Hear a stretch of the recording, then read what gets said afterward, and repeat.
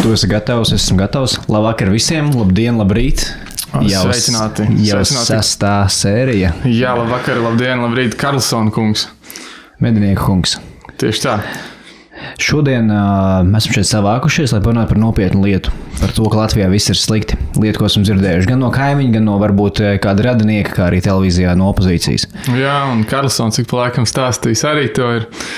Jā, tā kā es neesmu, dažreiz esmu teicis piemērs, bet tu domā, ka valstī viss ir labi? Es personīgi nezinu, ko es domāju. Jo gatavojoties šodien, es svārstos. Man ir bijušas fāzes, kad ir tā, ka man liekas, viss ir briesmīgi. Tad man ir bijušas fāzes, ka liekas, paši vainīgi, paši var visu izdarīt, viss kārtībā, valstī viss kārtībā, tā kā vienkārši jācīnās pašam. Šobrīd es nezinu, kur es esmu, man liekas, šī mūsu saruna būs tieši laikā. Es zinu, ka tu esi labi sagatavojies. Man ir arī daudz punktu, par ko vienkārši pačīkstēt. Tā kā domāju, vienkārši let's dive in. Jā, es domāju, zinu, kā viena lieta ir, protams, personīgās pieredzes.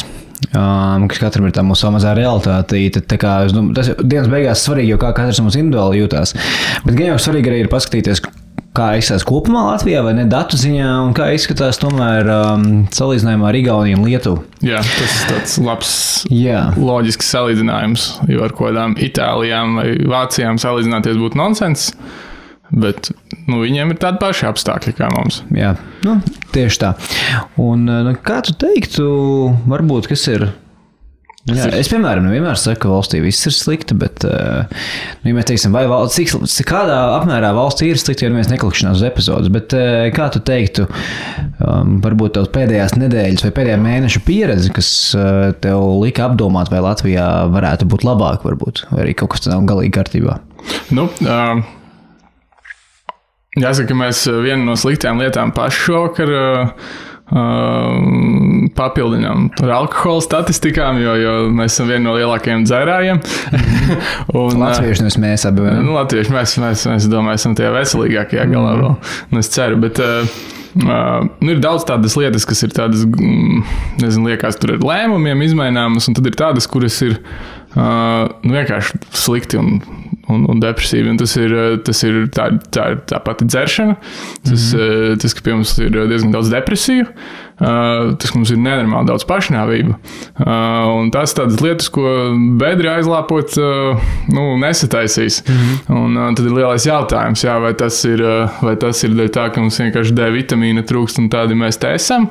Jo tehniski pastāv tāda iespēja, ka, ziemeļniekiem varbūt ir vieglāk dīlot, jo viņiem tādas vairāk ziemeļnieku asinis pie mums ir visādākas tautas maisījušās. Un varbūt tas, kas mums ir asinīs, tam ir grūtāk izturēt bez saules. Bet es nezinu, vai visu to tikai uz tādu D vitamīnu var novelt. Un mēs daudz kam vēl pieskarsimies, bet arī piemērs par to, ka no vienas puses var trūkst izglītot cilvēku, mēs varam nolemt iedot daudz naudas izglītībā un viss aizies uz urā. Bet tajā pašā laikā mēs redzam, ka tās pieprasītajās nozarēs budžeta vietas ir tukšas, piemēram, RTU. Tur inženieri, būvinženieri, IT, nav tā, ka tur pārpildīts. Galīgi nav. Tā ir, es vienkārši nezinu, kur tu to redzēji. Gāju skolā, es nepazinu, es gāju ar tevu, un tie, kas gāja godos inženieros, es nepazinu nevienu, kas maksā par studijām.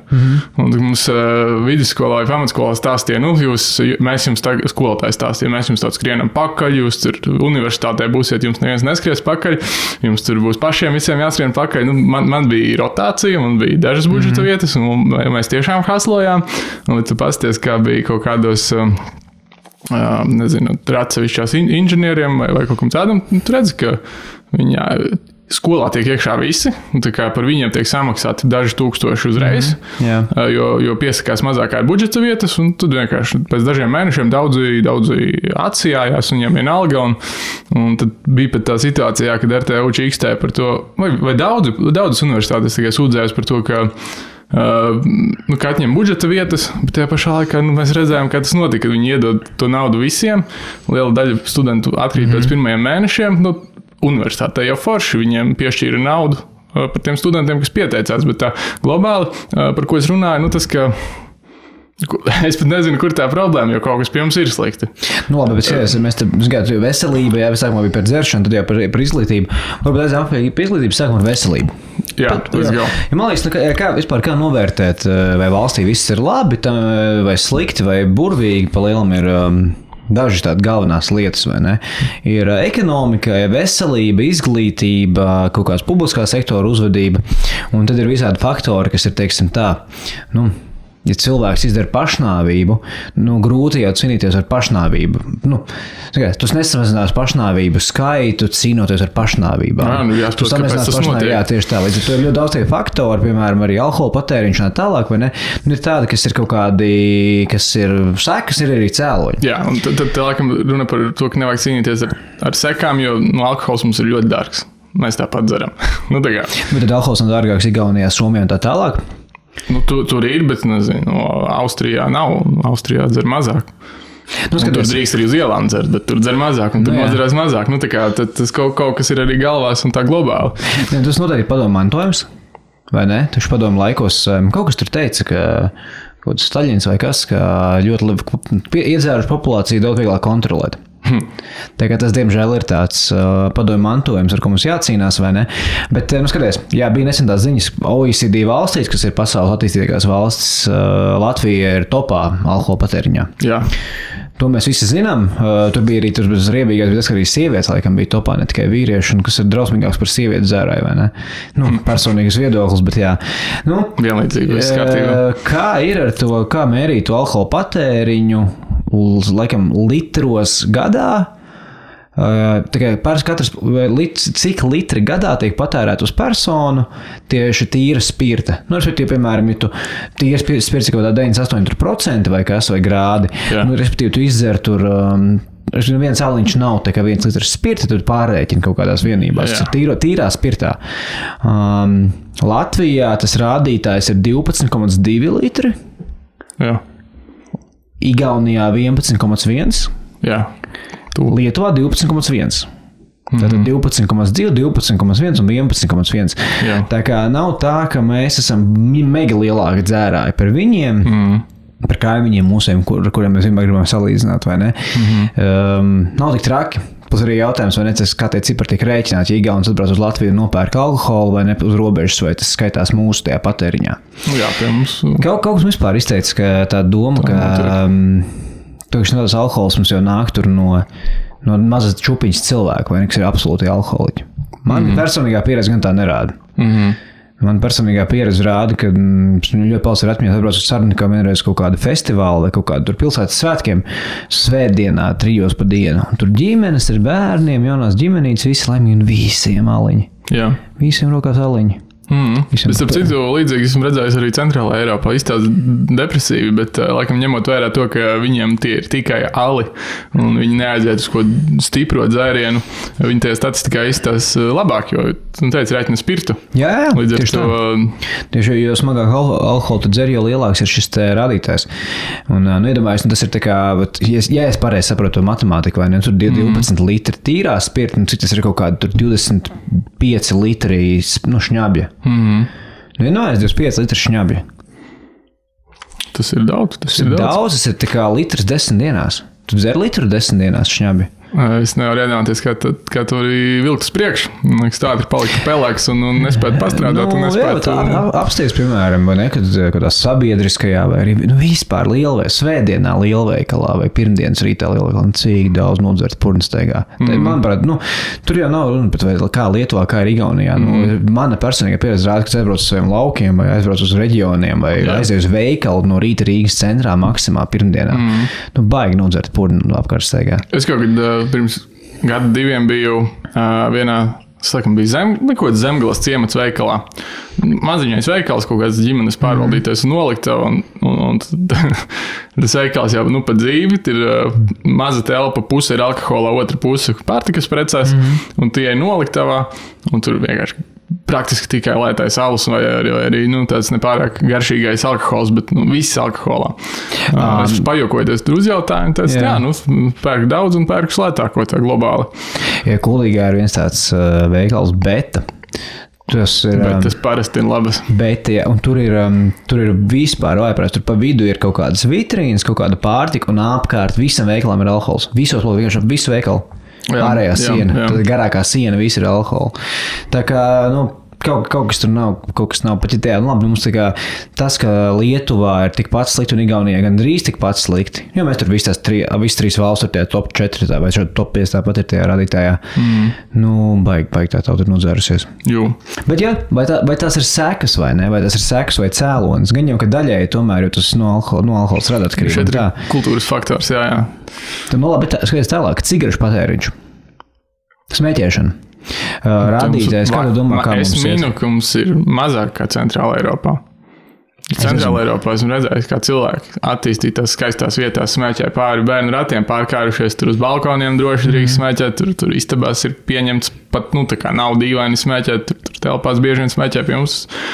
Atkal regulējuma ziņā, pie mums ir, man liekas, daudz regulētāk kā foršajās Eiropas valstīs. Bet ko tad rāda tavi dati? Man nav Eiropa, es neskatījos Eiropu. Man personīgā pieredze rāda šovasar, kad mēs bijām Horvātijā, ārprās tur smēķē visur iekšā, visur tur tikai viņi ir atpalikuši tādā ziņā, kur drīkst smēķēt. Bet pret Baltijas mērogā Igaunijā 18% cilvēku virs 15 gadu vecuma saka, ka viņi smēķē regulāri. Lietuvā 19%, Latvijā 23%. Atkal. Salikām. Atkal ielikām viņus alkoholā, dzeram labāk un arī pīpējam vairāk. Kur vēl viens rādītājs? OECD kaut kāda aptauja, kura prasa cilvēkiem novērtēt savu veselību. Self-reportings. Es teiktu, kā tev liekas, tu esi vesels vai nē, vai līdz galam nezinu, bet atkal šis rādītājs. Lietuvā 46% cilvēki saka, ka viņi ir veseli. Laikam vajag tas pareizās. Bet šis rādītājs Latvijā 47%, tad bišķi labāk. Igaunijā 68%. Milzīga atšķirība Igaunijā. Tālāk. Dzīves ilgums. Igaunijā 78,8 gadi, Latvijā 75, kaut kas, Lietuvā 76. Zini kā, es teiktu tā skatoties veselības tēriņi. Veselības, cik naudu tiek valdība tērē kā procentuāli no IKP? Medicīnai vispār. Medicīnas nozarē. Igaunija 7,8%, Latvija 7,5%, Lietuva 7,5%.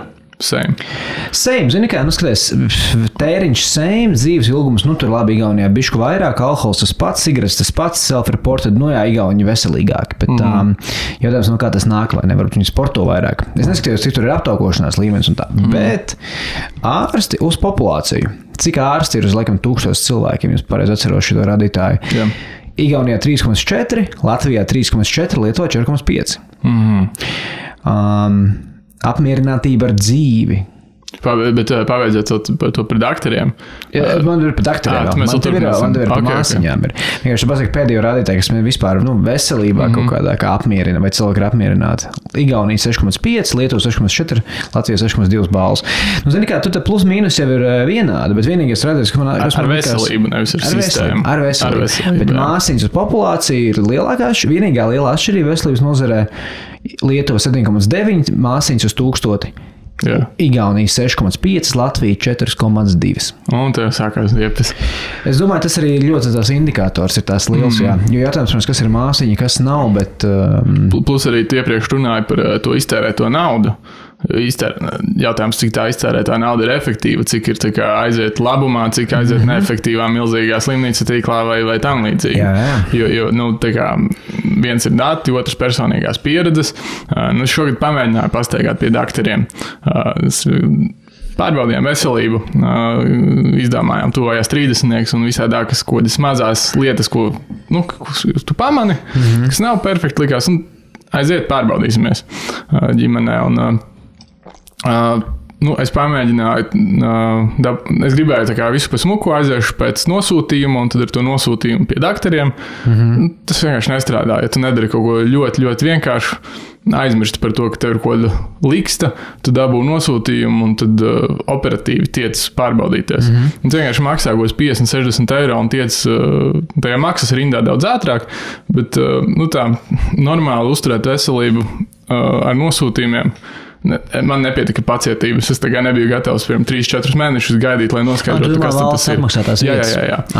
Un es vienkārši, forši, ka es varētu atļauties, es maksāju pats.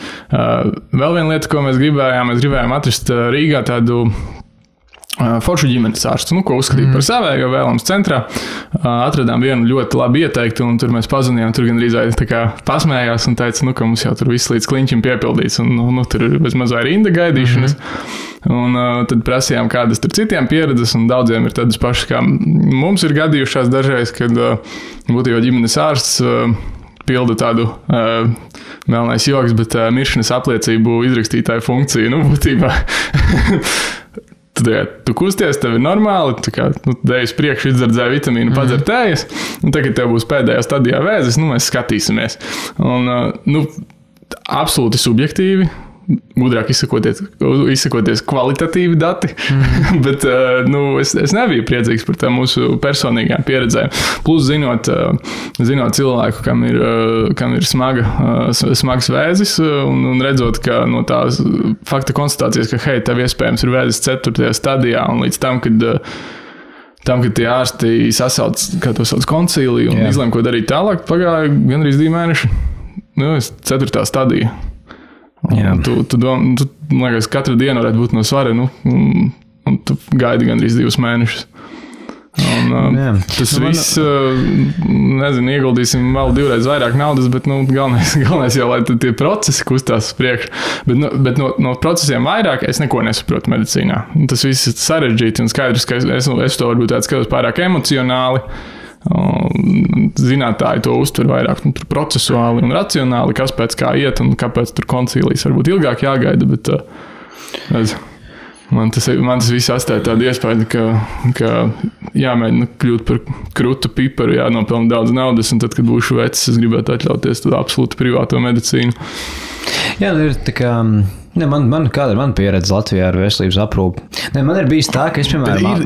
Ir atsevišķi foršie daktori. Es negribu tagad visu tā kā nolikt ar zemi, bet uz tā visa fona negatīvā pieredze ir bijis gan daudz, lai es būtu tāds diezgan skeptisks pret visu. Tas ir tas, ko es gribēju pabeigt. Es zinu, piemēram, vairākas jaunās māmiņas, kuras izvēlas, piemēram, dzemdēt Latvijā. Tāpēc, ka Latvijā, īpaši no Lietuvas, kas man tagad ir laba draudzene, viena tagad izdomāja Latvijā to darīt, un pēc pāris gadiem bija vēl viena. Hei, Latvijā labāk ir dzemdēt, Latvijā arī foršāk ar māmiņu visām tiesībām, algām un tā tālāk. Tā ir viena lieta. No personīgās pieredzes es varu pateikt, ka, ja tu esi gatavs par visu maksāt, Latvijā var ļoti ātri visu dabūt. Ja tu esi gatavs maksāt. Jo tā ir bijis, man vajadzēja arī taisīt kaut kādu rezonanci plecam. 4 vai 6 mēneši rindā, vai arī nākamajā dienā par 400 eiro. Jā. Kopumā tā ir tā, pie tā es vēl atgriezīšos, bet tā kopumā vienkārši, ko esmu novērojis, jūs arī Amerikā esmu daudz dabūju, vienreiz tur salauzu pirkstu, salauzu kaut ko vēl tur, un Amerikā, kamēr es dzīvoju, jā. Tu biji labi apdrošināts, es ceru. Es biju apdrošināts Amerikā, jā, tāda parasti, bet... Man bija tā, ka man 3 daktori, tur aizēja un tur smuka slimnīca, skaista uzņemšana. Tāpat bija slimnīca, tā bija kaut kāda tā kā emergency rooms, tā kā klīnikas tādas. Tur aizēja uz 1, 2, 3, viens man saka, jā, tev pirksts ir galīgi salauz, būs operācija, nākamais sektori pārauz pirkstā sājas, tur 2 mēneši nosteigāja ar ģipsu, salauz pirkstu vienkārši. Aizgāja uz slimnīcu pie kaut kāda 4. ārsta, viņš saka, ņem nost, tev visi var sadzīt, ko tu tur stāstīja. Un tad Latvijā atnāca vienos puses sabrukuši gaļazari, kur liekas, ka tur nomirs staigāt pie gaitņiem, un īsmā ārsts jau ir diezgan tādi zinoši. Zin kā, tas vai tu sasauc to koncīliju pēc 2 mēnešiem, skaidrs, tur ir personīgi kaut kādi iemesli, kāpēc tas tāds to stāsti. Grūti komentēt, vai ne, bet ja jau, diez vai viņi negribās ticēt, ka viņi sēdēja 2 mēnešus, neko nedarīt tie ārsti. Skaidrs, ka ne jau kāds ļauni sēdēja un negribēja to darīt, bet vienkārši tas, ka ir tāda līmeņa situācija, un tas prasīja tik ilgu laiku tāpatās. Es jau neesmu kaut kāds taisnības noteicējs un netiesāšu, kas ko dara labi vai slikti. Esmu dienas beigās esmu parasts cilvēks, parasts patērētājs, kurš uztraucās, lai man viss būtu labi, tad, kad kaut kas slikts ar mani vai maniem vistuvākajiem notiek. Un šis vienkārši man iedzina stresā. Tas, ka mums ir ļoti gudri daktori, tas jau pilnīgi skaidrs, un tas, ka ko Amerika... ir maz. Daktori ir maz. Tas, ka ko Amerika, kur viss ir smuki un dārgi, bet ko apdrošinātāju nauda to visu ir uzpūtusi un varbūt pat cilvēku profesionālisms, un varbūt pat tas cilvēks, kas tev kaut ko iesaka, viņš drīzāk mēģina tev iesmērēt kaut ko, par ko viņam komisija pēc tam iedos, nevis tikai tev tiešām palīdz. Tur pavisam cits stāsts, jā. Bet kas ir interesanti, vai es tikko teicu, hei, vienkārši par maz ārstu, bet mums ir tikpat ārsts, cik Igaunijā uz mūsu populāciju. Bet reiz Igaunijas lietuviešiem ārstu ir vairāk. Bet Igauni vienkārši saka, ka viņi ir veselīgāki paši. Tev jau varbūt viņiem ārsti ir tikpat, bet viņi ir rekupā 30% veselīgāki relatīvi mums. Viņi iet ziemā peldēties, varbūt viņi vairāk sporto, varbūt viņi ir pieraduši D vitamīnu ziemā vairāk iepirkt. Viņiem dienas beigās ir vairāk naudiņas makā, un viņi līdz ar to visdrīzāk biežāk aiziet uz sporta zāli, varbūt viņu hobiji, viņi var atļauties hobijus, kas ir aktīvāki, un tur šausmīgi daudz, kas summēs. Jo mēs jau tādu runājam par pēdējām sekām, tā kā ja tu ej ar slimību pie daktariem, tas ir. Jā, par vēl, visi iet par vēl. Bet skaidrs, kas pliet. Mēs skatāmies, ka teicām, hei, visiem tēriņi no IKP ir vienādi. Atšķirās jau IKP uz iedzīvotāju. Jā, mums ir vismazākais. Bet tā mēs atgriezīsimies pie ekonomikas sadaļā. Bet zini, vēl pastāst man par demogrāfiju, ko tu atradi? Par demogrāfiju. Man liekas, ka es baigi gribēšu runāt par demogrāfiju, bet man liekas diezgan garlaicīgi beigās, jo mēs izmirstam, mūsu kaimiņi izmirst, un visa Eiropa izmirst. Jā. Mums visi kaut kādas tur, programmas, kā tur demogrāfiju uzlabot, es viņām gluži neticu. Es skatos uz sevi, es esmu tajā vecumā, kad es varētu radīt savus pirmos pēcnācējus. Vai man interesē, ka ir kaut kāda programma vai kaut kāda atbalsta? Nē, man vienkārši gribās būt tādā posmā dzīves, kad es jūtos komfortabli un paļaujos uz tām lietām, kas man liekas, ka būs vajadzīgas. Tas arī viss. Tas arī viss. Plus ir, man ir sieva, citiem jāatrod otru pusi, tas arī neizbēgami jāizdara, bet visādi citādi, lai dzimstību uzlabot, ir tas faktors. Visi mēs Eiropā, solidākās valstīs, esam pietiekoši aware par to, ka bērns ir dārgi un mēs gribam viņam vislabāko, līdz ar to mums iet uz leju tas vidējais bērnu skaits ģimenē, nevis tur 3 vai 4, cik sanāca tik aiziet, bet mēs tur domājam, kā mēs šito izskolosim un kā mēs viņiem pulciņus atļausimies, un tad vienkārši tas vidējais skaits iet uz leju. Mēs vēlāk sākam viņus ražot, un tas arī nav unikāli mums, visi tā dara. Vienīgais, kā šo izlabot, laikam ir laba imigrācija. Labu imigrāciju no tādām labām valstīm kā Somālija un Sudāna. Mums jau, manuprāt, mums ir diezgan forši imigranti. Mums ir indieši, pakistāņi. Man tā kā patīk daudz no viņiem brauc šeit studēt. Neesmu redzējis, ka viņi ko baigās nekārtības taisa un baigi cilvēkus apdraud. Zinot, kā tur Zviedrijā un Vācijā tos visus šausmu stāstus. Es ļoti jauki jūtos par viņiem. Es gribētu, ka viņi brauktu vēl lielākoties viņi studētu un cerams arī paliktu šeit. Man liekas, tāds ļoti labs veids, kā tikt pie ekstra cilvēkiem. Tā dzimstība vispār Lietuvā viņa ir sliktāko kā Latvijā, un Igaunija ir plus mīnus tā kā Latvija. Bet jā, tas gan jā, tā dzimstība tur. Viegls risinājums tam visam ir. Vai ētisks un morāls, nezinu, bet vienkārši atkal aizliek sievietēm balsot un strādāt, un viss, un nebūs ko darīt, būs bērni jāudzina. Kur partieši to varētu ieteikt? Rasoļņikovs vai kā viņam vārds mošarēts. Man liekas, teica nacionāļi. Nacionāļi, man liekas, jau viņi ir par to, ka vajag. Aizliek prezervatīvus, aizlieksim abortus. Un, labi, tāda sensitīvāka tēma, bet aizliek, prezervatīvus, abortus un sievietēm strādāt. Viss kārtībā. Vai tas ir, vai es šim ticu pats? Nē, es vienkārši saku, ka tas neizklausās tik slikti, ne? Es saku, ka tas ir potenciāls risinājums. Tas bija joks tiem, kas uzsver nopietni. Bet labi, man liekas par to vispār. Var jau būt, ka īsmāk, kas man tāda cerība varbūt ir. Dabā jau kaut kā tomēr lietas pašas sevi izlīmeņo, vai ne? Kaut kā... Puikas dzimst tikpat, cik meitenes. Pēc kara pēkšņi sāk dzimt vīrieši, tas ir tā jocīgi. Un var jau būt, ka tas vienkārši, kas tagad ir noticis, ir, piemēram, tu un es, mēs esam paudze, kas bērnus vēlas vēlāk. Kas nozīmē, ka vienkārši ir jāizcirkulē tai paudzē vienai, kas tos bērnus vēlas vēlāk, un tad atkal viņi atsāk visi dzemdēt. Tikai atgriežos pie kaut kādas normas tas viss. Piemēram, es gribu 2 vai 3 bērnus. Vienkārši viņi būs vēlāk, tāpēc, ka tu visu kaut ko forši darīsi savā 20 līdz 30 gadu vecumā. Arī liekas, ka tev piedzimis bērni forši, ka tēvs kaut ko zina un viņam kaut kādi hobiji, nevis viņš ir 20 gadīgs čalis, kam piedzima 2 sīki, un viņš domā, ka tehnikam pievilkt līdz galam. Alčīti no vietējā vai topiņa. Jā, bet tikmēr tu pastāsti šito varbūt mūsu vecākiem, viņiem liekas tāda nonsens, tu tur plāno kurā pusgadā, un kad tu mēģināsi to izdarīt, viņiem vienkārši tas notika, viņi kaut kā izdzīvoja, un viņi paudz ar turīgāku kā mēs. Kaut kā tika galā. Es vēl par demogrāfijas statistika ir tāda, cik ir cilvēku pieplūdums, kas permanenti ilglaicīgi saglabā to attiecīgo valsts kā dzīves vietu, un te procentos izteikt no populācijas, cik ir pieaugums. Vai cik vienkārši, cik ir vienkārši iebraucēji Latvijā, kas šeit paliek ilglaicīgi. Latvijas ir radies ar 0,4% no populācijas, ir tas pieplūdums no ārpuses. Igaunijā 2,4% un Lietuvā 1%. Interesanti, ka Igaunijā tik maz, jo Igaunijā ir 6 reizes augstāk šis rādītājs nekā Latvijā. Cik procenti? 2,4. No visiem, 0, kas atbrauc, paliek tikai 2. Nē. Tas ir cilvēki, kas atbrauc un paliek. Viņi kā procents no kopējā skaita.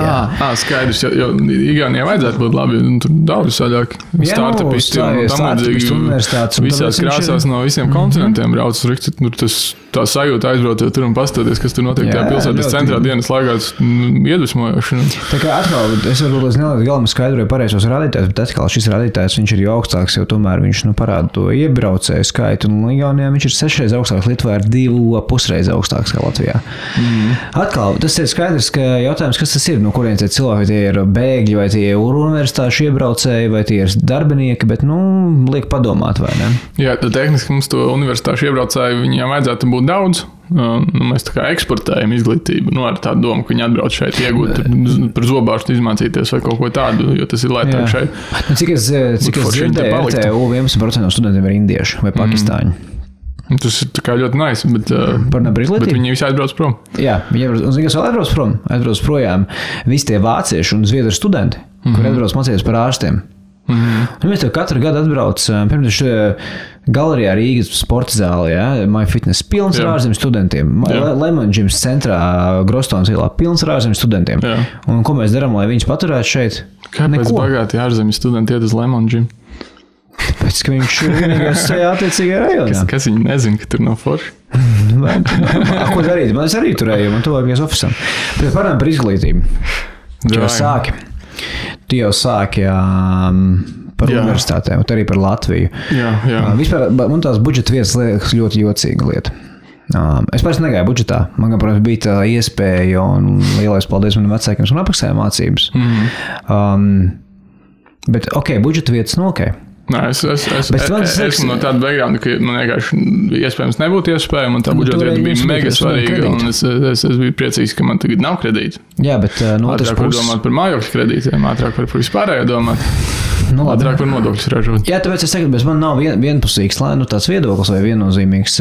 Tas, kas man liekas jocīgi, ir, ka tu vari, kā tu stāstīt, gadu nomācies, apnika aizēja prom. Tur jau tā problēma, nevis kaut kādā tajā, ka dod naudu, ir forši, ka dod naudu. Tu varētu vienkārši piesaistīt kaut kādai, vairāk atbildībai. Atkal, tur, kur es studēju, mums bija tā, ka mēs bijām daļa tie, kam ir jāmaksā, daļa tie, kas tiek budžetā, un tas visu laiku rotēja.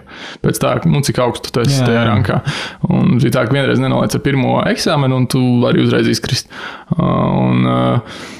Tur neviens neslinkoja. Tā kā tur viss notika, bet savādāk ir tad, kad ir 50 studenti uz 174 budžeta vietām. Bet kā ar ārstiem? Cik daudz cilvēku atkrīt, kad iet mācīties par ārstu? Nezinu. Daudz. Tā kā, man ļoti labi tu draudzene ir kardioloģi. Viņi stāsta, cik tur cilvēku pusi atkrīt pirmajā gadā vai kaut kas tāds. Pusi. Tad viņi pameklē, gadu pamēģina, baigi grūti mācīties un aiziet kaut ko darīt citu. Kaut kā, zin kā, viens, protams, sagaidīt no cilvēka 18 gados, ka viņš zinās, ko viņš gribēs visu dzīvi darīt. No vienas puses tas ir absurdi, bet no otras puses kaut kā, tur par tiem ārstiem tur ir vesels citi viņi ir tā kā, bulijot tie ārsti. Jā. Bet Nu, kaut kā jocīgi liekas, ka tu vari paņemt vienkārši budžeta vietu un aiziet prom pēc tam. Tu kaut ko tur ieraudzījums uz skaņu? Jā, tu vienu sekundi nedzirdēs, ko tu teici, bet... Nekas. Bet, nu labi, parunāsim varbūt par universitātēm kā tādām. Baltijas universitātes atkal. Jā, mums nav prestižu universitāšu. Top 1000 universitātes pasaulē. Cik universitātes no katras no šīm valstīm ir top 1000 labāku universitāšu sarakstā, kā tu teiktu? Tu zini? Es zinu, ka laikam top 500 mēs vispār neesam. Nu, RTU bija top 500 vienu reizi, man liekas. Kaut kas tāds bija pirms pāris gadiem. Bet top 1000 Baltija. Nav nejausmas. Nu, cik? Es ceru, ka tur ir 3. Tā, Viļņas universitāte, laikam. Tā no Baltijas? Baltijas. Es cerēju par Latviju. Ne no Baltijas. Es nav nejausmas par viņiem, bet gan jau viņiem drusku vairāk kā mums. Viļņas universitāte kaut kāda, neatceros, kur tā bija. 547. vieta, Kaunas universitāte 981. Tartu Tehniskā universitāte 362. pasaulē, Tallinas Tehniskā universitāte 756. Latvijā 0. Arī 1000 nav. Nav 1000. Ar visu eksportējošo izglītību. Lielo eksportu. Jā, viņi eksportē vienkārši uzturēšanās atļaujas Eiropas Savienībā, man tā liekas. Nu, kas tas tāds ir? Nu, nevar vienu universitāti ielikt top 1000. Nu, kā tā var būt, ka mēs esam viena no bagātākajām valstīm pasaulē? Kad top 40. Mēs esam viena no bagātākajām. Kas notiek pārējā pasaulē ir absolūts šausmas, vai ne? Tas salīdzinoši Latviju tomēr. Nevaram universitāti viena, ko viņi tur, muļķības tās ir. Redz, kur ir izglītība no IKP. Igaunija 5,9%, Latvija 5,5%, Lietuva 4,9%. Bet tur ir ļoti interesanti, es skatījos to, kā sadalās tas izglītības spendings. Un Latvijā ir ļoti daudz lielāks spendings tieši uz sākumskolas izglītību, kamēr pārējās divās valstīs ir daudz lielāks uzsvers jau uz vidējo. Es patīju, kas tā saka pamatizglītība, kas ir tas, kur tomēr tu audzini cilvēkus. Bet atkal, vai ne, IKP zemāks, mazāk nav, kur tam tērēt. Jā, bet mums ir, par šo runājot, visās OECD bagātajās valstīs lasīt prasme matemātika un vispār zināšanu saprašana iet uz leju. Tā PISA, jā. PISA 22, tas tests, man liekas, skaties, vai ne? Tas, ko es skatos trendu, ko es redzēju internetos. Tas oficiālais PISA tests, kurš tiek mērīts visās pasaules, normālās valstīs, jā. Mēs laikam vienkārši neturam uzmanību, un tikai mēs esam ar lejupējošu trendu, un vēl šajā visā, skatoties par to, cik izdevumus, cik naudiņas iegūda visākās pētniecībās un izglītībās un tam līdzīgi, kur mēs vienmēr atpaliekam no visiem, un mēs tiešām esam tā kā Eiropas Savienības pašā apakšā un apstādam Rumāniju un Maltu tikai proporcionāli skatoties pret iekšzemes koproduktu. Mums tas pīrāgs ir savādāks kā citiem, jo mēs, salīdzinot ar citiem, proporcionāli krietni vairāk tērējam augstākai izglītībai. Līdz ar to mēs ražojam cilvēkus ar augstāko izglītību. Jautājums, kas tur kaut kā nenotiek. Visi ir vadītāji, bet nav kas labi trubas sataisa. Jā. 100 vadītāji gadā un viens inženieris, kurš kaut ko dara. Tas, kur pētniecība no R&D no IKP, Igaunija 1,75%, Lietuva 1,1%, Latvija 0,75% atkal. Un te var redzēt to, ka mēs, ka Igauniem dzīve iet uz augšu un ka viņi šajā rādītājā viņi stāv jau tādām zalīdākām valstīm blakus un topā jau arī, kas tur ir Zviedrija, Austrija, Vācija, Somija, viņi ir pašās augšās. Eiropas Savienības vidējais rādītājs ir 2,2 un Igaunija, kas no mums rītīgi atliek, ir 1,8 gandrīz. Tā kā, Igauni jau atpaliek, un viņi ir tik ļoti mums priekšā. Līdz ar to, šis ir tas, ko mēs neredzam, tā kā, ieguldīsim šeit vairāk, un pēkšņi bedru nebūs, un daktarim rindas nebūs, un daktarim tur labāka alga, un māsiņai labāka dzīve. Šis ir tas, kas iespējams, tā kā mēs bērniem saņemsimies mūsu paudze, viņiem šis viņiem jau sāpēs, jo šis ir kaut kas ar jaudīgām un tālajošajām sekām, ko uzreiz nejūt. Jūs tev iedzīšu depresijā par Latvijas nākotni. Ja tu būtu gudrākais cilvēks pasaulē un zinātu, kas ir vislabākā izglītības sistēma un kā cilvēks audzināt. Un tu varētu pavacināt burinoņu, kas vienkārši sākot ar rītdienu tā hopts un visu izmainīt. Jā.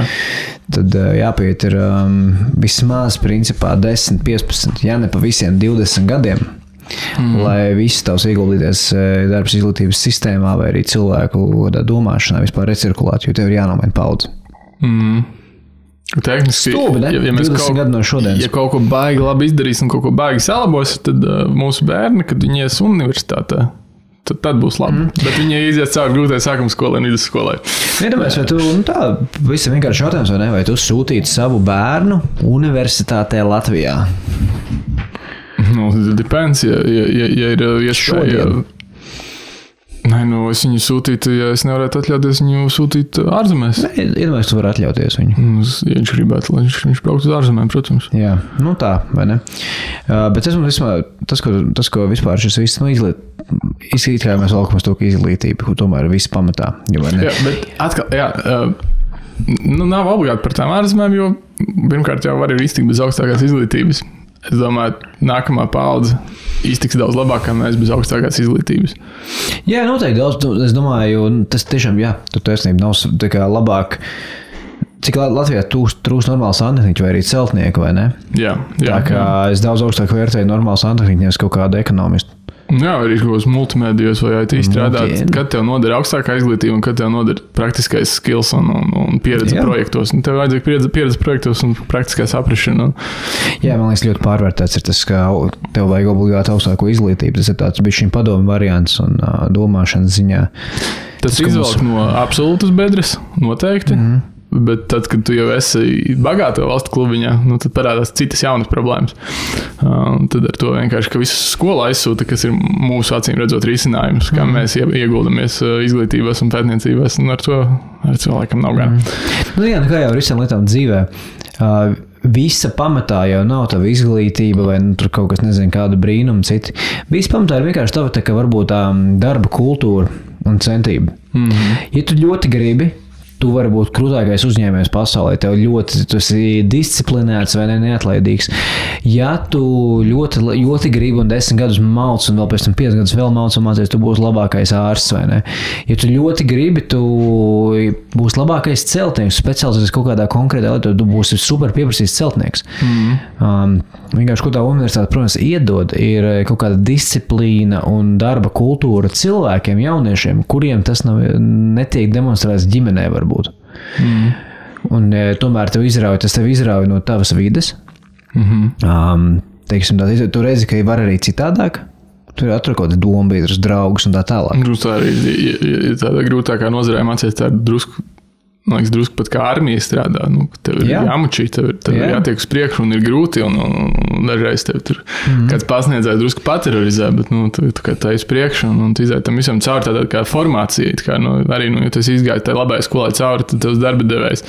Viņam būs visdrīzāk viena alga par kaut kādām tur pārgudrajām lietām, ko tev mācīja, tur nezinu, projektu vadības priekšmetā vai kaut tam līdzību, bet viņš zinās, ka tu tos 4 gadus izgāji, izdarīji visu un neesi pilnīgs visu uzmetājs un pie pirmajām grūtībām cilvēks, kas padodas.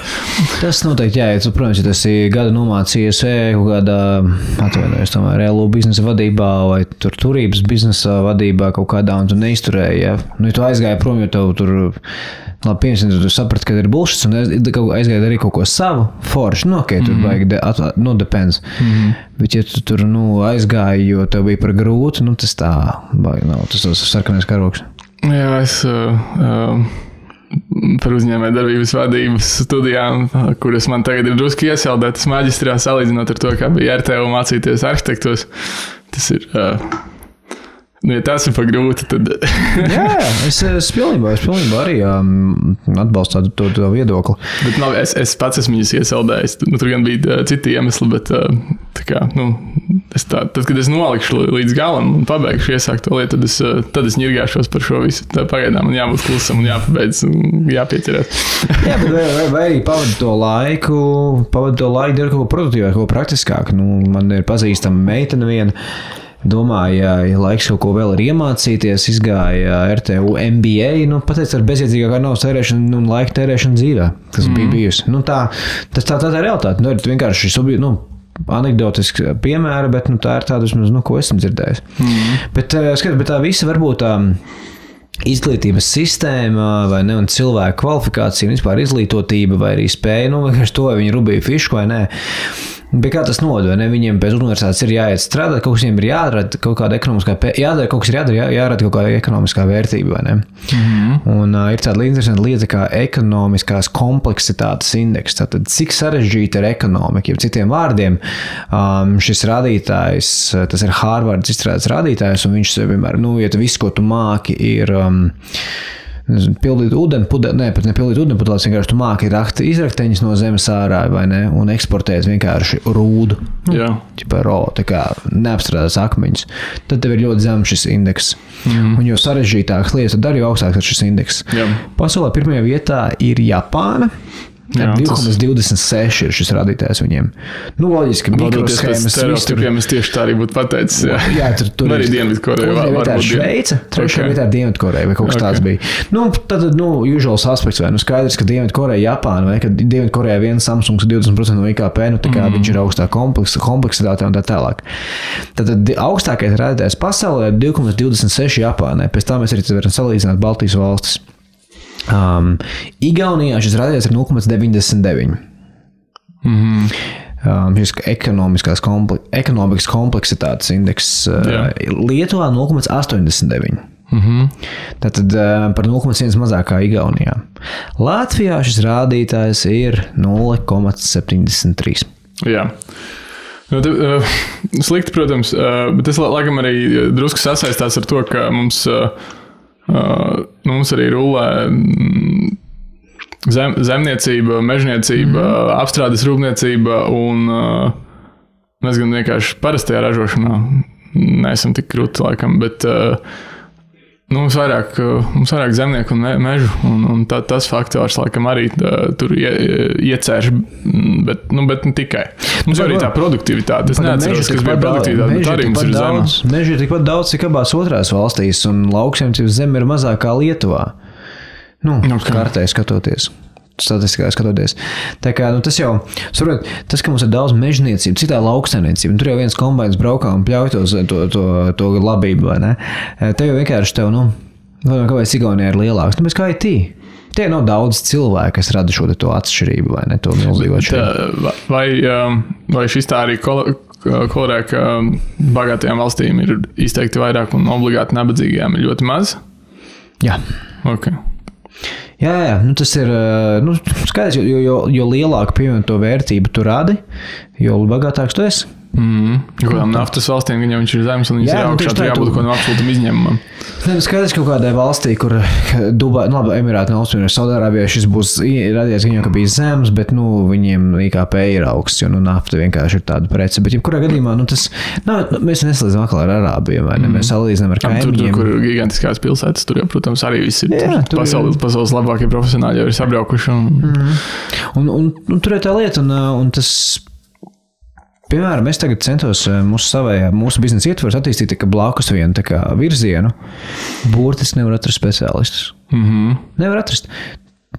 Tas ir neiespējami. Bet vai tas ir gatavs viņiem maksāt? Jā, būtu gatavs. Burtiski nav. Tāda augsta kvalitātes speciālisti tiešām ļoti liels trūkums.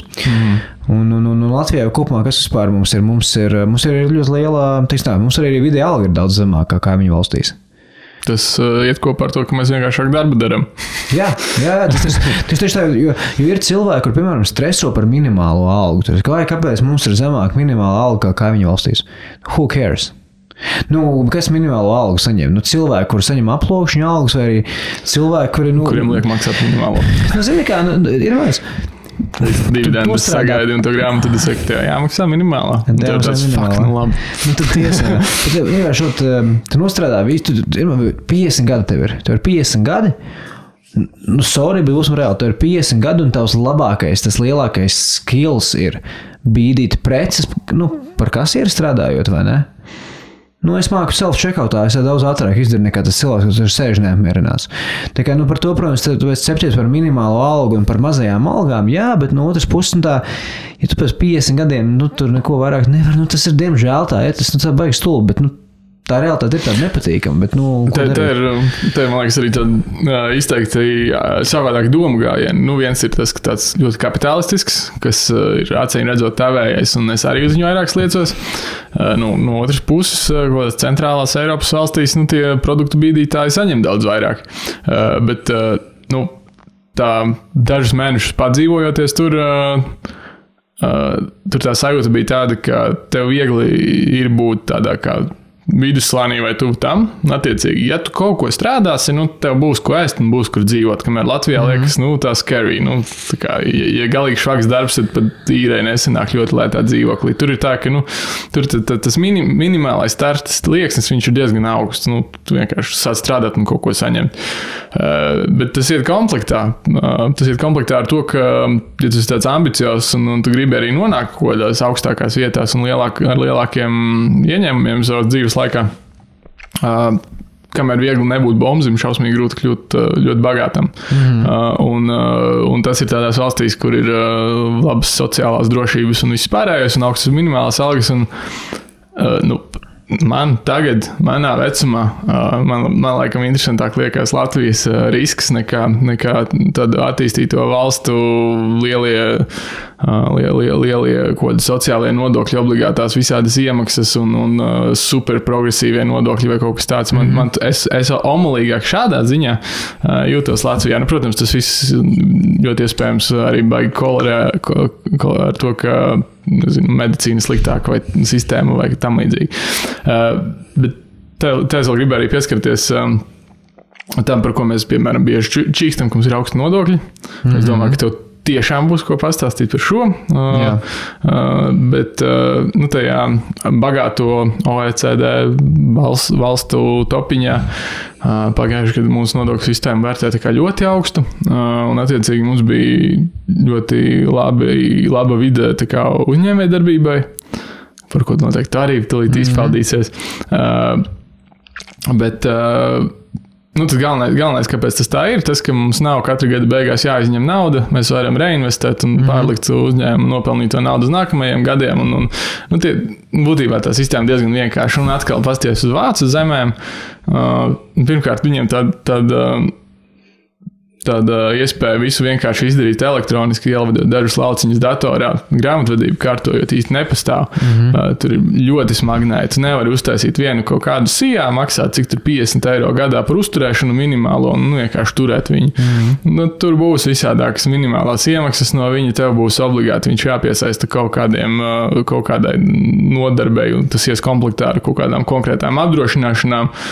Tur, cik es paspēju iedzināties, tas process bija baigi smagnējs. Un ja tu gribi būt pašnodarbinātājs, kas nākotnē ir lieta, kas, man liekas, būs arvien vairāk, jo, nezinu, nepatīk Latvijas algas, sēd Latvijā, bet strādā kaut kādā Spānijas uzņēmumā, bet bagātas valsts uzņēmumā ar lielām algām un daudz darba iespējām. Un, viss, ko tev vajag, ir labs pašnodarbinātā režīms. Ja tu negribas jātaisīt, un, piemēram, tādā valstī kā Austrijā, tas man liekas, to tehniski var izdarīt, bet tas tev ieliek tādā absolūtā vidusceļā, attiecīgi tu varēsi izbaudīt viņu labo sabiedriskā transporta sistēmu. Skaidrs, ka tur ir izņēmumi un daudz vairāk nopelna, bet Latvijā, man liekas, tā spēle ir daudz vienkāršāka. Un pēdējais, ko es vēl par šo gribēju pateikt, ir nē, īstenībā pagaidām neko. Es gribu paklausīties, kā tu reaģēsi uz šo visu un kaut ko tu par šo domā. Jā, skaties. Man ir draugi, dažādi paziņas, kas ir augstu kvalificēti programmētāji, inženieri, labi vadītāji. Jā. Viņi saņem daudz naudas, 1000 eiro uz rokas.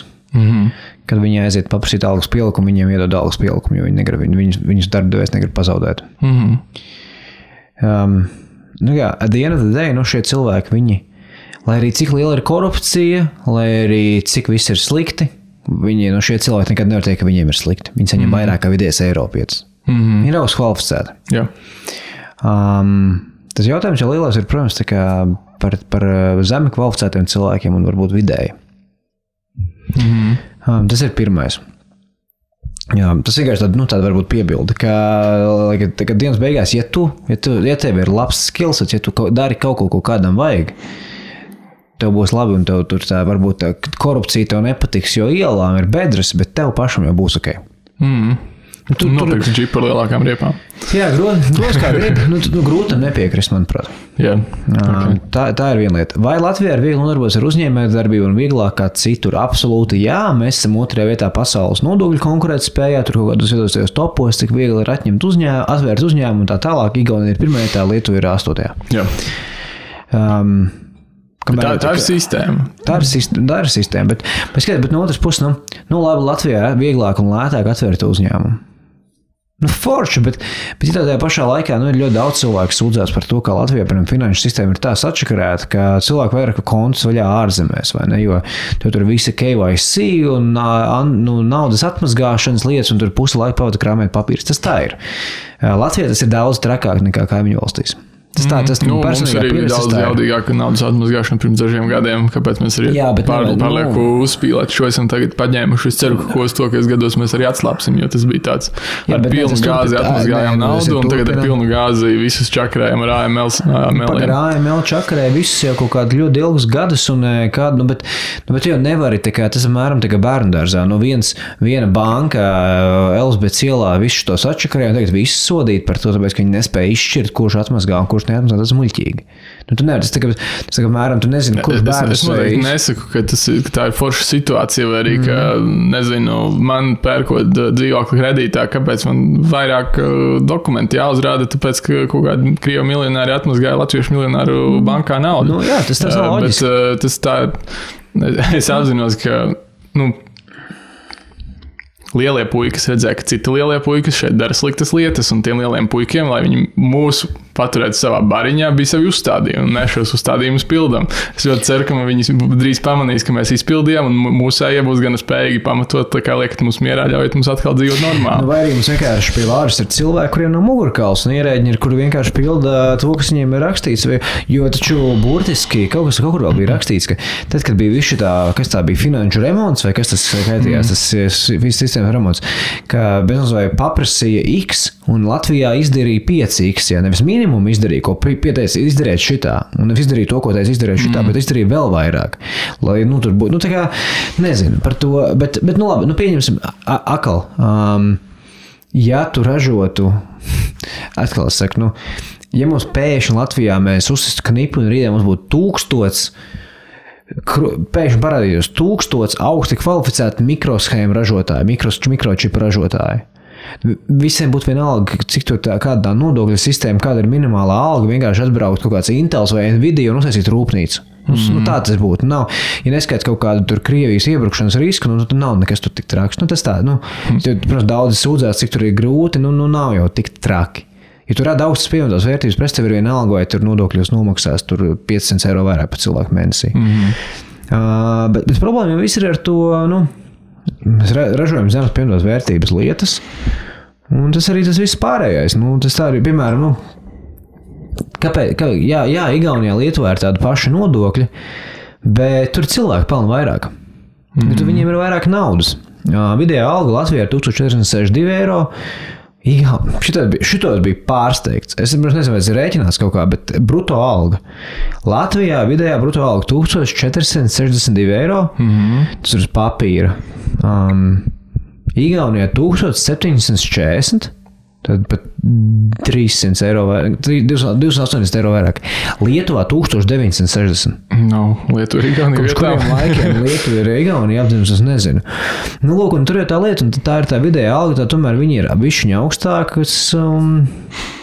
Bet šim tad jāliek pretī, piemēram, mājokli nopirkt pie mums ir vieglāk nekā Lietuvai vai Igaunijai, jo mums ir mazāka alga, bet proporcionāli vēl lētāk īpašumi. Arī labās lokālāk.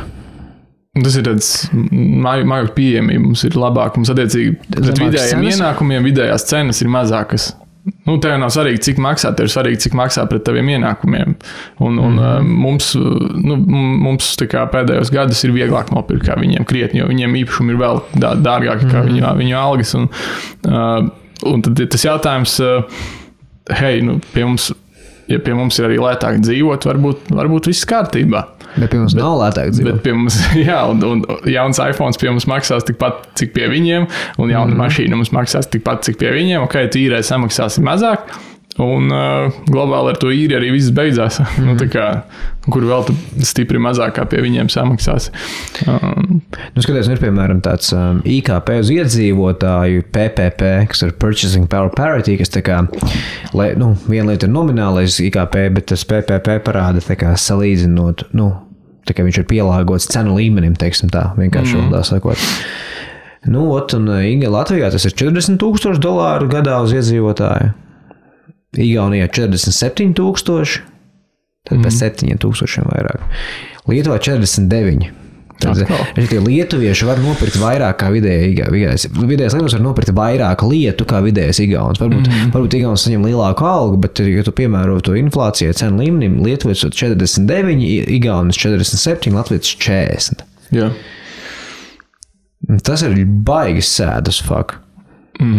Un ar to visu, ka Lietuva korupcijas indeksā ir bišķiņ zemākā, Latvija ir daudz zemāka. Un ar visu to, ka sociālā nevienlīdzība Lietuvā ir tāda pat kā Latvijā pēc Gini koeficienta. Kaut kā tā. Mēs tā baigi izgājām cauri visādiem datiem, ko tas viss nozīmē, vai ne? Vai Latvijā viss ir slikti un kas pie tā ir vainojums? Jo, piemēram, ja mēs skatāmies, cik valdības ir bijušas katrai valstī kopš neatkarības. Latvijā, Lietuvā 16 premjeri ir bijuši, Igaunijā 12, Lietuvā ir tāpat. Grūti spriest pēc cipariem. Pēc cipariem grūti spriest, bet es domāju, tomēr dienas beigās, IKP uz iedzīvotāju ir augstāks citur nekā Latvijā. Un tas ir tas, kurš ir visas citas sekas, vai ne? Visam citam ir sekas. Tas ir, cik cilvēki nopelna, un jautājums, kāpēc tas ir tāds ir? Jā, tas... Labi, kas pie mums ir forši, gan jau arī ir tas, ka mēs esam diezgan digitalizēti un medicīnas, visākas analīzes, tu vari pastīties sistēmās, galvenās Eiropas valstīs tu skraidi ar papīriem apkārt un tev iedod rezultātus lapu, un tad te pie ģimenes ārsta ar lapu, pie mums tas viss tādā ziņā ir forši un visādākas datu sistēmas. Tas ir jauki, tas varbūt mums kaut kādā veidā palīdz. Es mēģinu pozitīvo saskaitīt, kas mums ir tāds. Mēs varam nobēt ar pozitīvu. Es vienkārši, tu man prasīji, tur kā es reaģēšu to, ko tu teici. Tur vispār es tādu nenoreaģēju. Vienkārši, piemēram, vispār būtībā, labi, mums tur ir nodokļu konkurētspēja, ok, whatever, uzņēmējdarbība viegla, vai viegli tur izdarīt, vai lēti, vai arī tur digitalizācija. Man liekas, ka īstenībā es negribu būt cinisks pret to kaut kādu ieguldīto darbu, bet, ja tu dzīvo Austrijā un tu pelni tur 3 reizes vairāk mēnesī, un tad Latvijā tu dzīvo un tu pelni 3 reizes vai 4 reizes mazāk, bet hei, tev nav jāskrēt pie ārsta ar lapelīti. Tā vai ne? Tas ir absolūtais minimums, lai mēs kā Baltijas valstis varētu mēģināt panākt rietums. Absolūtais minimums ir, lai tev būtu viss digitalizēts. Un absolūtais minimums ir, lai tu būtu pirmajā vietā nodokļu konkurētspējā. Jo citādāk tu neesi vajadzīgs, un tīpaši neesi vajadzīgs vietējiem. Ok, tas ir forša feature, ka mums ir viss digitalizēts. Bet, ko tu izvēlētos? 3 reizes lielāku algu vai arī paturēt to, ka tu arī gulbi laboratorijai vai gārt apsies analīzes? To pašu, ko vispārējais izvēlētos. Jā. Tas tā, Bet absolūtais mums kaut kāds tagad ir. Mums būs augšupējoša tendence, tu tam tici? Augšu tendence, visam ir augšupējoša, kad inflācija. Mums jau IKP ir straujāk audzis kā pārējā vidējā Eiropā, bet tāpēc, ka mēs bijām iepriekš ļoti sliktā punktā. Mums vai Baltijai, gan Baltijai. Labāk raudzes. Viņiem gāja labāk un Polijai gāja vispār ļoti jaudīgi. Jautājums, kur vienkārši ir tā problēma, ne? Tur ir tā ko mēs ar šo visu darīsim tagad? Ko mēs ar šo visu darīsim? Daudz ko izrindājām, jā. Ko mēs ar šo visu darīsim? Es teikšu tā, gāžam pastāvošo varu, pie varas ar Soļņikovu, un visu būs valstī labi. Ministrs vispār vajag, vai tu domā, ka viņš pats izvilks? Kas tad? Vai vispār ministrs vajag, vai arī vienkārši iedot vienpersonisku varu, jo, tiktu kā izstāst, ka viņš zina. Vienkārši vienpersonisku varu. Hermanim viņš piedāvāja uz partiju. Ko viņš darīs, kad partiju viņš, es domāju, varam ielikt satversmē, ka visiem jābūt ir izglītotākiem. Minimāla alga 3000 eiro un visiem jābūt ir labai izglītībai. Tu ielikt likumā. Vai arī aizliek būt nabadzīgiem? Jā, aizliek. Bet, labs, skaties, mēs tagad konstatējām, ka cilvēki kopumā vienkārši, par idiotiem balso idioti, vai ne?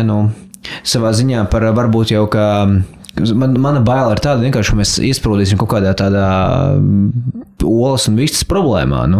Gudrie cilvēki aizbrauc projām, paliek tādi, visādi, balso par muļķiem, muļķi to valsti vada, un tad mēs visi esam muļķi nozēruši.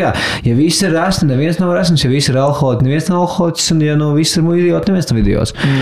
Es nezinu, tagad jau pasies savu draugu loku, un visi ir ļoti forši cilvēki, un tas, nezinu, kaut kāds savs burbulis jau liekas skaists, pozitīvs, un visiem visu uz augšu iet, bet mēs esam tajā vecumā, kad visiem visu uz augšu iet. Visiem pagaidām iet visu uz augšu, jā. Nezinu. Es nezinu. Klausies, mednieki, es nezinu, ko ar šiem datiem darīt. Izskatās baigi skumīgi. Jo, ja man atceros to prasīju vienreiz, vienreiz to prasīju vienā sērijā, tev iedotu absolūtu vārdu, kas ir top 3 lietas, ko tu izdarītu. Pilnīgi nav. Man nav nejausmas. Es nezinu.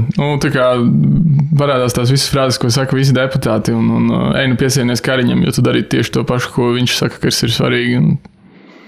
Izglītība, medicīna. Kariņam es gribētu piesieties, es varētu ilgi piesieties. Es noklausījos, starp citu, es senāk, kad biju mazāks, bieži klausījos tos Domburē raidījumus, biju riktīgi fans. Tad vienā brīdī man apnika, un es centos vispār nesakot līdz politikām, likās šodien pasakošu atkal līdz noklausīšos vienu viņa jauno raidījumu par pēdējo, kas bija, par jauno budžetu. Ārprātīgi garlaicīgi. Visi likās meh. Pusi raidījumu pavadīja strīdoties par to Kariņu lidojumiem. Viņš ir iztērējis čarter reisos 600,000. Nevis lidojis vienkārši ar normāliem reisiem. Tas ir absurds. Tas ir tāda alegorija par viņu darbu kopumā. Tā ir lielākā problēma. Daudz laika.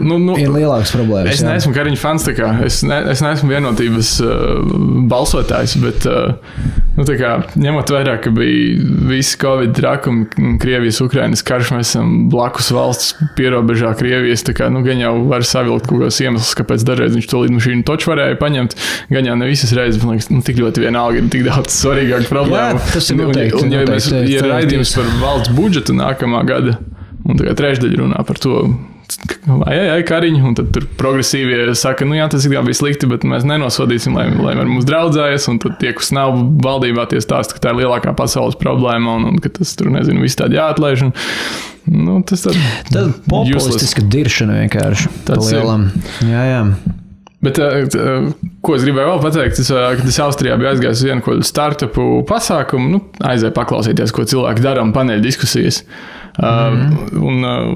Es nezināju, ko sagaidīt, man likās, ka tur viss būs next level un tam līdzīgi, un guess what, viņi čīks par to, ka viņiem ir liela birokrātija un par to, ka viņiem ļoti maz tirgus. Tā kā likās, hei, mēs esam Latvijā, tikai tad visi runā citā valodā.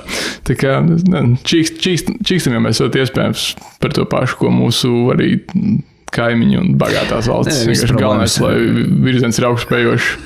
Visi problēmas ir relatīvas, vai ne? Mēs salīdzinām ar tiem, kas ir labāk par mums, vai kāds Ukrainas brauc Latviju, viņu liekas baigi forši, un tad, kad tu paklausies, kad cilvēki, kuri aizbrauc kādu Nepāli, stāst, kas tur notiek, vai Sudānu, tas tur vispār ir ārprāts. Tā kā tas, protams, viss ir relatīvi. Mēs salīdzinām ar labākiem, tādā ziņā viss pareizi. Bet, teikties uz augšu, nevis teikt, redz, cik mums forši tur, bet īstenībā tur varētu būt daudz labāk. Dzīvojam tikai vienreiz visi. Bet, zini, kā ir ar to visu, varbūt sociālo atbalstu un uzņēmēju darbības tur Austrijā, ka viņiem tur ir birokrātija. Pirmkārt, es varu uzņēmēju darbību kā tādu, kāpēc tu gribētu ar to nodarboties? Šausmīgi grūti. Čakars, milzīgs laika, tu pavadi daudz, beigās varbūt risks nav garantijas. Jā. Līdz ar to tikai teikt forši, ka mums ir laba uzņēmēju darbības vide, varbūt, ja tā daudzi saka. Bet tomēr vidējais cilvēks nav uzņēmējs. Vidējais cilvēks ir darba ņēmējs, kurš viņš arī nav vadītājs. Viņš nav arī vadītājs. Viņš ir aiziet uz profesionāls darba darītājs. Cerams, ka profesionāls un cerams, ka efektīvs, vai ne, kā kurā vietā. Un vidējais cilvēks grib arī aiziet 9 darbu un 5 nākt mājās un viss, un tas ir pilnīgi normāli. Kāpēc tu gribētu tur pārstrādāt? Bet viņi arī tādu pelnēs labāk, piemēram, programmētāji. Viņi ir normāli darba darītāji. Nišā, kas ir vajadzīgi, viņi piemēram, liela daļa no viņiem nevada neko, viņi vienkārši dara to, kas viņiem jādara. Un viņi ļoti labi pelna. Tehniski vienkārši mācies pareizo nišu. Jā, tā kā tas nav labi, cik programmētāji, vai ne visi var būt programmētāji. Tad viņi būs par daudz. Jā. Bet skaties arī tāda Austrija, piemēram, skaidrs, ka viņi, protams, viņi var atļauties visu to sociālo atbalstu. Viņam ir tā bagātības paudzēm. Viņiem ir jāuztur. Mums tur, es nezinu, pasties Rīgas ielās, tur ir vecas mājas, ir grausti, un viņiem vienkārši normāla māja pret jaunu jānomaina. Tad tajā mājā, kurā mēs dzīvojām, mēs pasties Street View, un mēs redzējām, kas tur bija iepriekš, tagad tur ir jauna māja, iepriekš tur bija 3 vecākas, mums 2 no viņām neaiztiktu un vēl dzīvot paudze viena, un otrai varbūt fasādi atjaunot. Tur viņas nojauc, lai uzceltu vienkārši lielāku apjomu, lai būtu vairāk kvadrātmetru. Tikai viņi tur atļaujas. Tas ir 100 gados sakrās kapitāls, un skaidrs, ka mēs pa 30 gadiem salīdzinām ar citām postpadomu valstīm, skaidrs, ka mums ir izrāviens bijis milzīgs. Protams, mēs bijām bagātāki par Taģikistānu arī 30. gados, vai kaut kādu Kirgīziju vai kur tur, bet tik un tā, mums varētu būt labāk. Tas žēl jau ir tas, ka varētu jau būt daudz labāk, un risinājumi tam nav baigi grūti, vai ne? Tas jau ir, es domāju, tas, kas daudz nepatīk, varētu būt labāk, daudz labāk. Un tas nebūtu tik sarežģīti. Jāčīkst gana daudz, lai tas iemotivētu pastrādāt vairāk, bet ne tik daudz, lai paliktu depresīvi. Bet varbūt kaut ko, laiks iet uz beigām, varbūt kaut ko labu. Es pamēģināju slēpot ar distancenēm. Izrādās man patīk. Jā. Skolā nepatika, mums bija skolā jāslēpo, bet tad, kad tu pats izvēlies, diezgan forši. Liekas, tas labs ziemas hobijs, un tu teici, ka Latvijā ir maz sporta veidi, kurus tu vari darīt bez kompromisiem, bet, slēpot ziemā, līdzi pļauju vai mežu mēs varam atrast tagad. Zāli. Tad jau nākamdien pa zāli. Jā, tajā redzēs. Tas bija forši. Kas tev, Jānis? Es biju Žagarkalnu. Jā. Baigi forši. Mēs te braukājām pa mežu, ārpus trases. Tā kā ļoti maz cilvēku. Brīnīgs, ka svētdienā dienas vidū bija tik maz cilvēku. Bet, protams, Latvijā, kad Latvijā ir sniegs vai Latvijā ir vasara, tas vienkārši burvīgi un skaisti. Tas ir labākā vieta pasaulē tajā brīdī. Ziema ir mega forši, man liekas, ja māk izbaudīt, nevis čīks par visu. Jā, sniegs. Šitais, tas ir vienkārši uzsniegs. Es vienkārši izēju ārā no mājas tagad, un ārā ir, ne tagad, bet pēdējās nedēļās. Un visur ir tas sniegs, un viss tās mašīnas sprūst iekšā, viss ir balts, piesnīts. Ak, Dievs, tas ir tik forši.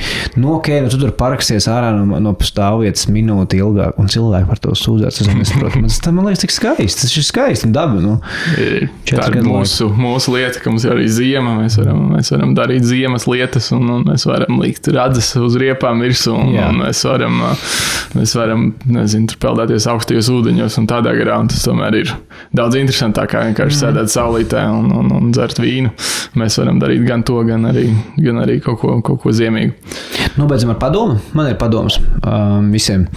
Padoms ir tāds, ka varbūt vajag atcerēties, ka kamēr vien tu dari kaut ko noderīgu, kas kādam citam ir vajadzīgs, visticamāk, ka tu par to naudiņu saņems un tev dzīve uzlabosies. Un vajag varbūt kritiski padomāt, cik tiešām noderīgs ir tas, ko tu dari, pirms sāc sūdzēties par kaut kādām problēmām. Jo tad ekonomika ir tieši tik vienkārši. Tev jārada jēga un labums par kādam citam.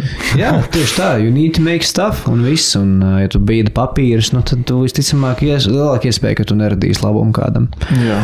Ļoti skaisti. Es domāju, ka mums jāiet līksmot par laikapstākļiem. Kamēr vēl var. Jā, kamēr vēl var. Jo Latvijā jau tas laiks ātri mainās. Jā, un tad tas lietus, un tad tās ielas ir slapjas, un Kariņš kaut ko vēl izdomās.